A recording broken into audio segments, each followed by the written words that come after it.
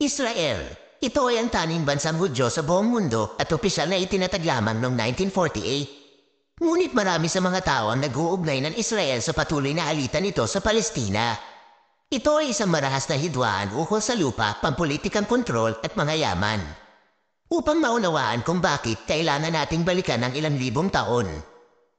May malalim na ugnayan sa relihiyon at kultura ang mga Hudyo at mga Muslim sa rehiyong ito na umabot sa mga 4,000 taon na nauugnay kay Abraham na kinikilalang ama ng dalawang relihiyon. Ayon sa lumang tipan, ipinabatid ng Diyos kay Abraham at sa kanyang mga tao na manirahan sa isang lupain na tinatawag na Canaan na nasa kalapit-kapit na rehiyon ng modernong Israel. Noong 1000 BCE, itinatag ni Haring Sol ang monarkiyang Israelita na nagpatuloy sa pamumuno ni Haring David at kanyang anak si Solomon na nagtayo ng unang templo ng mga Hudyo sa Jerusalem. Ang kasaysayang ito ay naging bahagi ng hinaing ng mga Hudyo ukol sa lupaing Israel. Patuloy na naging mapanirahan ang lupain ito ng iba't ibang grupo, kabilang ang mga Persiano, Grigo, Romano, Arabo, Ehipsyo, Fatimid, Seljuk, Crusader, Mamluk at mga Ottomano na tinatawag ang rehiyon na Palestine. Naging tahanan ito ng maraming mga sagradong lugar na itinuturing mahalaga ng mga Hudyo, Muslim at Kristiyano. Sa mga pagbabago ng mga panahon, naging sapilitan nagsilikas sa mga komunidad ng mga Hudyo mula sa lugar na nagresulta sa diaspora o ang pagkalat ng mga tao mula sa kanilang tahanan.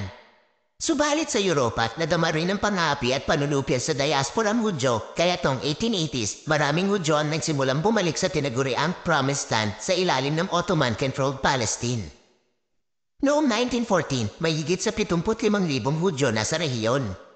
Pagkatapos ng ikalawang digmaang pandaigdig, kinuha ng Gran Britanya ang kontrol ng modernong Israel, Palestine at Jordan mula sa mga Ottomano. Noong 1922, inaprubahan ng Liga ng mga bansa ang Deklarasyong Breton na nangako ng isang pambansang tahanan para sa mga Hudyo sa Palestine, subalit haabutin pa ng higit sa 2 dekada bago ito matupad. Noong 1939, nagsimula ang ikalawang digmaang pandaigdig. Mahigit 6 na milyong Hudyo ang pinatay sa Holocaust at marami pa ang nailipat sa iba't ibang lugar.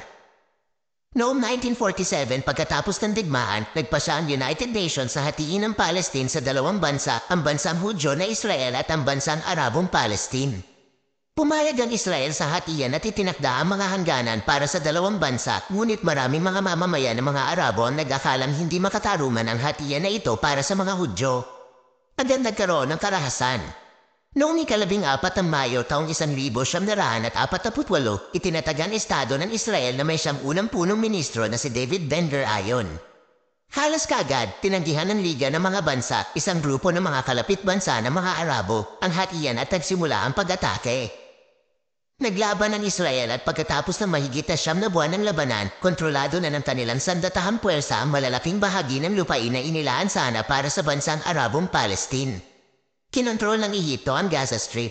Kinontrol ng Jordan na noon ay tinatawag na Transjordan ang West Bank.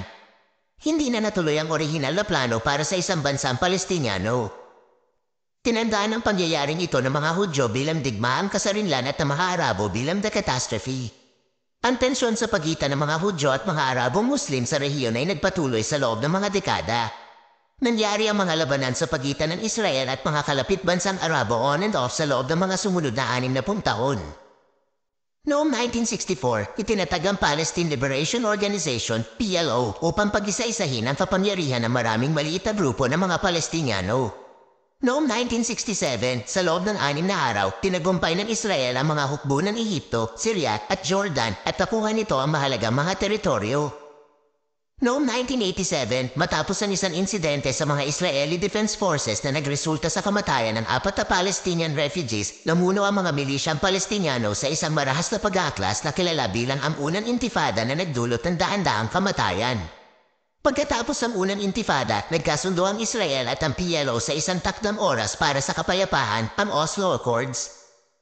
Subalit, nabigo ang mga pag-uusap para sa kapayapaan noong 2000 dahil sa hindi pagkakasunduan sa mga isyu tulad ng kalagayan ng Jerusalem, karapatan ng mga biktima ng digmaan at pagdami ng mga pamayanan ng mga Hudyo sa mga teritoryong Palestiniano.